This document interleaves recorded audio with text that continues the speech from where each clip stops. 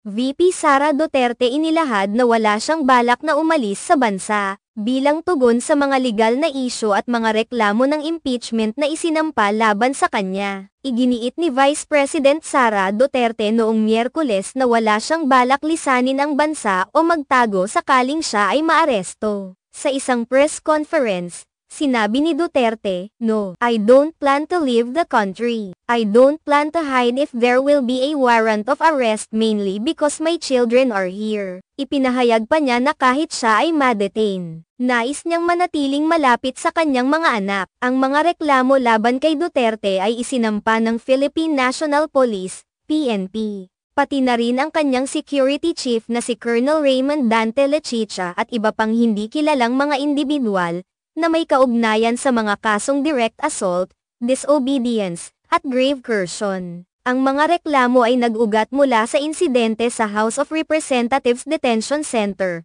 kung saan inaresto ang Chief of Staff ni Duterte na si Zeleiko Lopez. Aminado si Duterte na may posibilidad na humarap siya sa iba't ibang legal na hamon, kung saan sinabi niyang, "Ang nakikita namin is removal from office, impeachment, and patong-patong na kaso." Inilahad niya ang kanyang pag-aalala tungkol sa mga kasong maaaring sumunod sa mga kasalukuyang reklamo laban sa kanya. Pinag-usapan din ni Duterte ang dalawang reklamo ng impeachment na kasalukuyang nakabinbin sa House of Representatives na may kinalaman sa paggamit ng mga confidential funds ng Office of the Vice President at ng Department of Education. Ayon kay Duterte, inaasahan niyang magkakaroon pa ng isang ikatlong reklamo, at ang kanyang legal team ay nagsasagawa na ng paghahanda para sa kanilang depensa. Ang mga pahayag ni Vice President Duterte ay nagbigay linaw sa kanyang posisyon na hindi niya tinatanggap ang mga akusasyon laban sa kanya at nakahanda siyang harapin ang mga legal na hamon na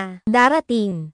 Sa kabila ng mga pagsubok, inilahad niya na ang kanyang pangunahing layunin ay manatiling malapit sa kanyang pamilya, lalo na sa kanyang mga anak, at magpatuloy sa kanyang tungkulin bilang pangalawang pangulo ng bansa.